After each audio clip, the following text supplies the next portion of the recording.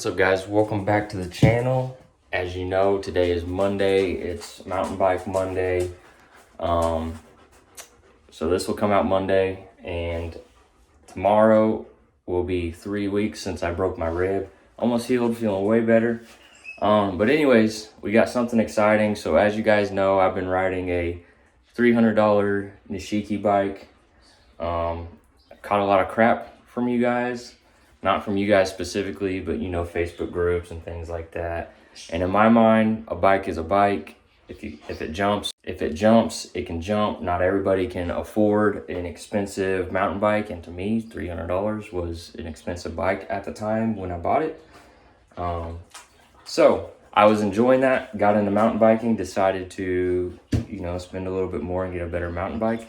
And so today, since I'm not quite ready to hit the trails yet, just due to my ribs still being sore a little bit, we're gonna review that bike and my new bike, which just arrived. Get your head out of the way. We just got the Canyon, and we will unbox it. Well, we're not gonna unbox it. I'm actually gonna take it to a bike shop and have them put it together so it's all tuned up and nice to go. And then when we get that back, we will put this side by side with my Nishiki, and we will compare them, and I'll talk about them a little bit and my experience with learning how to mountain bike. But anyways, I'm pretty stoked for this video.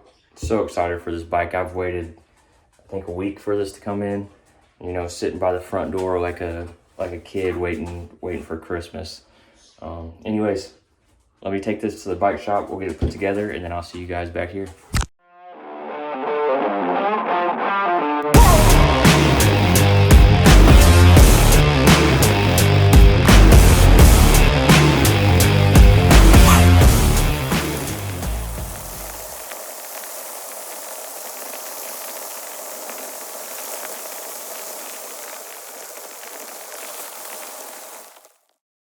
Alright guys, so we got the new bike back. First we're going to talk about the old bike. I'm going to turn the camera around so we can talk about it. Alright, so this is the bike I started mountain biking on. It's a Nishiki Pablo, 18-inch medium size, 27-inch tires on it. This came from Dick's Sporting Goods. It was like, I bought it a couple years ago. It was like $350 or something. People in Facebook groups and stuff have been giving me a lot of crap about it, but anyways, it's been a good bike to start on. Fairly inexpensive. I thought $300 was expensive when I first got this, but turns out that's not the case after getting the new bike. Anyways, this is the bike I started on. It is, I guess, what you call a hardtail. I'm new to all this stuff. It's got the front suspension, which honestly I agree is kind of crap. I don't know if I broke it or what, but it's not very, it doesn't really go down. And if it does go down, it sounds like it needs like oiled up or something. I did replace the pedals on it with some better pedals for grip because my foot kept slipping on the trail. But this bike got me into it for a low cost, at an affordable cost. I know a lot of people in those Facebook groups will give you crap about, can't use a cheap bike to do downhill or jumps and stuff, and I don't necessarily agree with that. It'll probably be better and safer with a, I guess, higher end mountain bike. But like I said, getting into it, starting slow where I'm comfortable, this bike did plenty, everything. I hit the trails with it, I did the downhill stuff, I did some jumps with it. It did fine until I broke my ribs, and honestly, the only reason I think I broke my ribs is because I had this little saddlebag, which is probably about less than 5 pounds, but there's some weight to it, and it was kind of leaning off of the side. So I think that's what caused my bike and myself to lose balance and land on my side and break my ribs. I think if I didn't have anything on it, it would have been fine. It's not a super heavy bike. It's definitely a smaller size bike for a medium size, but it did the job. It lasted a couple years. I'm actually going to give this to my little brother just for him to cruise around on and ride with us because he doesn't have a bike. but I really enjoyed it. It got me into the actual, you know, trail riding and stuff. I was gonna get a dirt bike, but this led me to spending dirt bike money on a bicycle. But yeah, this is my Nishiki K-Blow. It's been good. I need to clean it. I'm gonna get it tuned up for my brother before I give it to him. But I haven't had any issues out of it. The only issues I've had are I keep popping the tubes and the tires, and that's probably my fault. I was probably overinflating them and then hitting trails and just puncturing them. I might go tubeless in the future on the new bike, but right now I'm running tubes just in case. But this bike has been good. It's shifted good. The difference between this and my new bike is it has 3 gears here in the front, and it's got 7 gears on the rear. These are more for, it's weird, this is more for like tension and stuff on the pedals, and then your actual gears are back there. So set up a little different than I feel like your traditional mountain bike. But it did its job. I hit jumps with it comfortably for a while until I broke my ribs. But I've enjoyed it. The handlebars are definitely closer together than the mountain bike is a lot wider.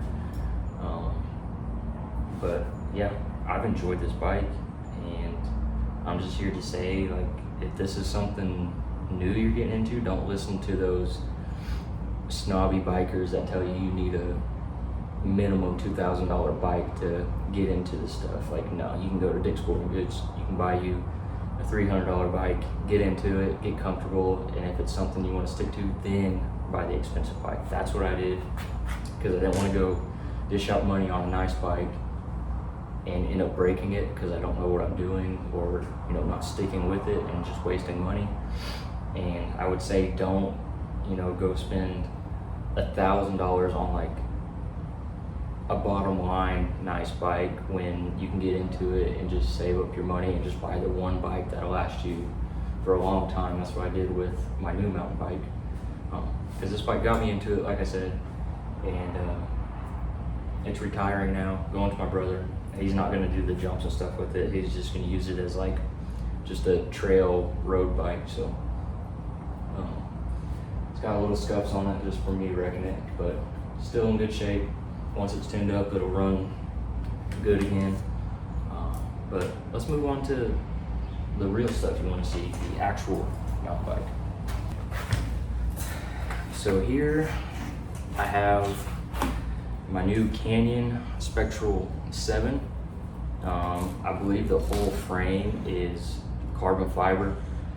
It's got the Fox Performance suspension, the 36. I don't know what that number means. The Fox 36 suspension or whatever it is. I don't remember the millimeter of travel. I want to say like 120 millimeter travel, maybe 140. It does have the 29-inch tires, so it's quite a bit bigger than that one. That one's actually 26, not 27 and a half. So that old bike is quite a bit smaller than this. But yeah, it's the carbon fiber frame, the Fox shocks. It's got the, you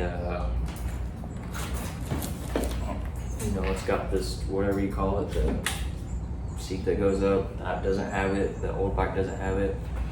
It's got a little storage compartment, which will save me, because the reason I had that saddlebag in the first place was to keep my truck keys in it when I was on the trail and a bike lock. Well, this has storage built in, so I can keep my keys in there, and, you know, whatever else I need, you know, small item wise. The handlebars are definitely wider. It took some getting used to, and the full suspension is way different. I will say, going from a hardtail to this, it kind of took me by surprise getting on it. I was like, because I've never been on a full suspension mountain bike. I've been on dirt bikes, so it kind of threw me off because it felt similar to a dirt bike, which is great. Like, it's comfortable to ride. I find myself riding down the road and just bouncing with it. And it's got disc brakes instead of the pads, like the other one, which I prefer a lot more, because those pads, if they get tweaked wrong or whatever, they rub on the tire as it's going. So definitely appreciate the disc brakes on here.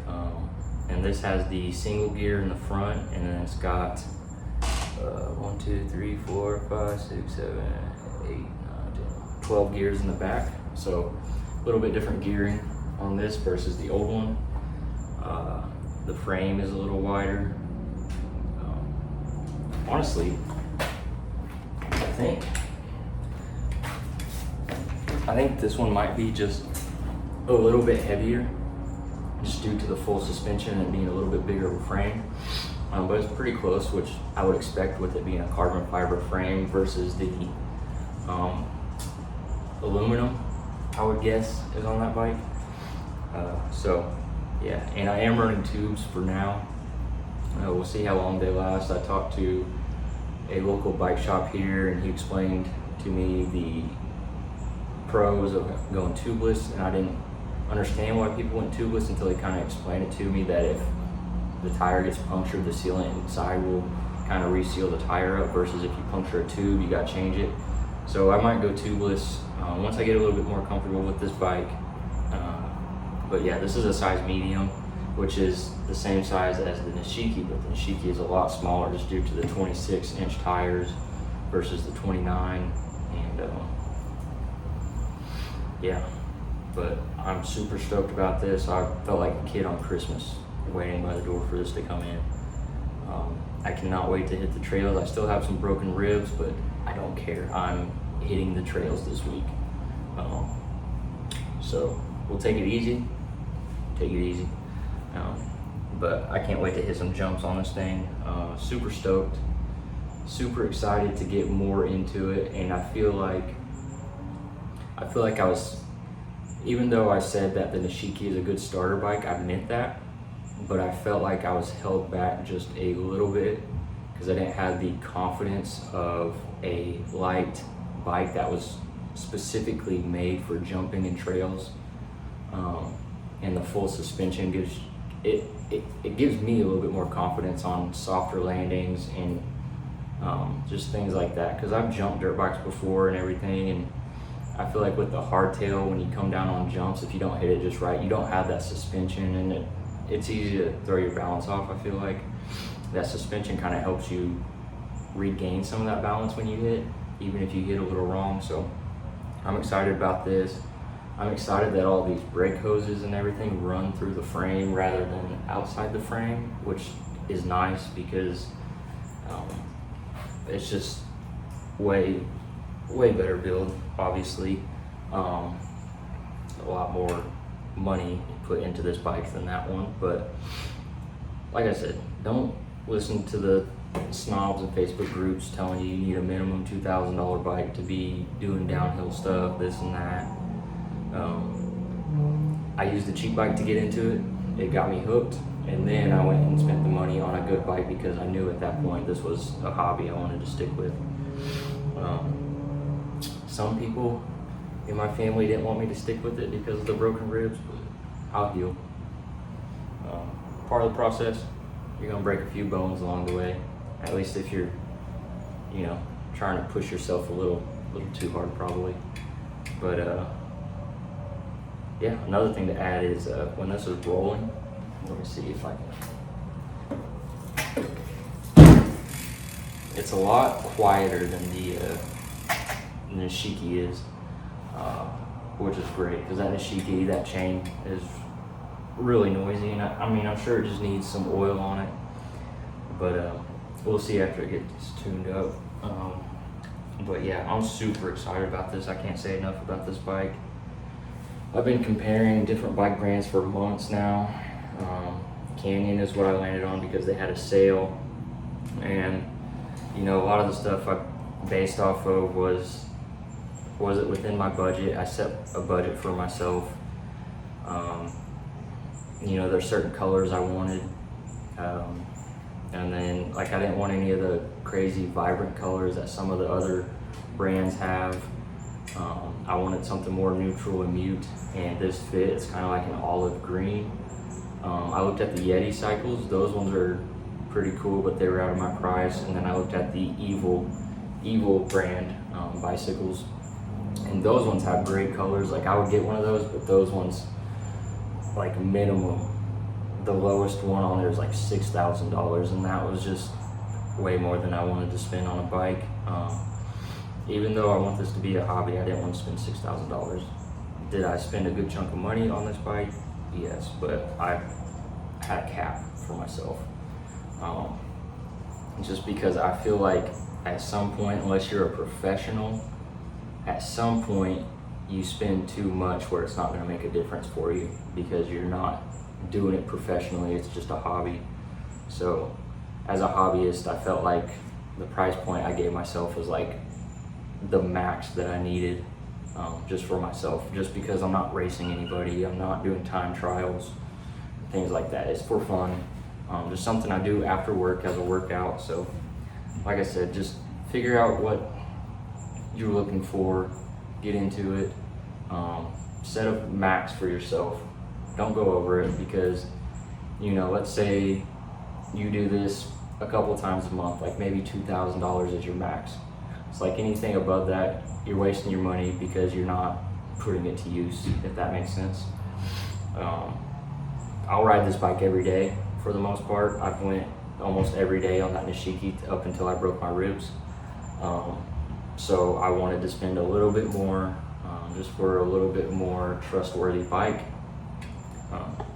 And I feel like that's what I got here. So I appreciate you guys sticking around, and we'll be back next week with my first trail video on this bike. And this sneezing still hurts.